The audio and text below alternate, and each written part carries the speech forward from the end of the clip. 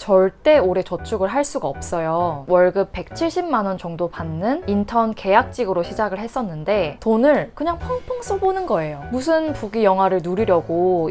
네, 안녕하세요 여러분. 경제적 자유를 꿈꾸는 예프리입니다. 제 유튜브 채널에서 가장 반응이 좋은 영상이 3년 만에 1억을 모으고 후회한 사실이라는 영상인데요. 생각보다 이제 막 회사에 입사를 한 사회초년생 분들이 많이 봐주시더라고요. 그런데 여러분, 진짜 중요한 사실이 하나 있는데, 사고 싶은 거 그리고 먹고 싶은 거 참아가면서 돈을 묵묵하게 모으기만 하면은 절대 오래 저축을 할 수가 없어요. 주말에 SNS 같은 걸 보면은 친구들은 죄다 좋은 곳에 가서 맛있는 거 먹고 핫플 같은 데 놀러 가고 해외여행 가는데, 막상 나는 이 방구석에 앉아가지고 무슨 부귀영화를 누리려고 이렇게 돈을 아득바득 모으고 있나 라는 현타가 오기 마련이거든요. 그러면 사람은 쉽게 지치고 에이 그냥 돈 모아서 뭐하나 라는 생각을 가지게 돼요. 그런데 1억이라는 돈을 모으는 과정은 단거리 경주가 아니라 마라톤 경기를 뛰는 거랑 같거든요. 그래서 여러분들이 이 영상을 끝까지 보신다면 평생 물욕을 잘 다스리는 방법이랑 남들에게 휘둘리지 않고 돈을 오래 모을 수 있는 방법을 꽤 알아가실 거라고 생각을 해요. 그래서 그 방법이 뭐냐? 바로 사회초년생 때 돈을 그냥 펑펑 써보는 거예요. 여러분들 취업 준비하느라 되게 고생 많으셨잖아요. 고생한 여러분들한테 보상, 선물 같은 걸 주는 거예요. 단, 기한을 정해두고 돈을 펑펑 써보는 경험을 가지는 거예요. 이게 무슨 뚱딴지 같은 소리냐. 지금부터라도 10원이라도 알뜰살뜰 모아야지 빠르게 1억이라는 큰 목돈을 모을 수 있는 거 아닌가요? 라고 반문하실 수도 있는데요. 저는 오히려 쓸 수 있는 돈이 그렇게 많지 않은 사회초년생일 때 돈을 펑펑 써봐야지 나중에 늦바람이 났을 때 더 큰 지출을 막을 수 있다고 생각을 하거든요. 어차피 나중에 돈을 많이 벌게 되면 그만큼 쓸 수 있는 돈의 범위도 늘어나게 되는 거거든요. 그런데 지금 사회초년생이신 여러분들 같은 경우에는 돈을 쓸 수 있는 범위가 어차피 제한적이에요. 그래서 이때 돈을 펑펑 써보고 나의 소비 성향이라든지 소비 심리를 파악하는 게 훨씬 장기적으로 봤을 때 이득이에요. 제 얘기를 한번 드려보자면, 저는 첫 직장을 한 월급 170만 원 정도 받는 인턴 계약직으로 시작을 했었는데, 제가 그때 결심을 했던 게 내가 딱 3개월 동안만 이 월급을 받으면 원 없이 한번 그냥 써보자 라는 생각을 했었어요. 3개월 너무 짧은 거 아닌가? 그냥 6개월로 늘릴까? 라고 했던 게 아직도 기억에 생생하거든요. 1,500원 삼각김밥도 비싸다고 생각했던 제가 막 신이 나가지고 5만 원짜리 밥도 막 카드 긁고 보세 옷만 사던 제가 디자이너 브랜드 옷도 한번 사보고 되게 신나게 쇼핑을 했단 말이에요. 그런데 이게 진짜 신기한 게 한 달쯤 지나니까 물건을 사고 소비를 하는 행위들이 질리고 시들시들해지는 거예요. 제가 그때 물욕을 100% 이상 한번 채워보니까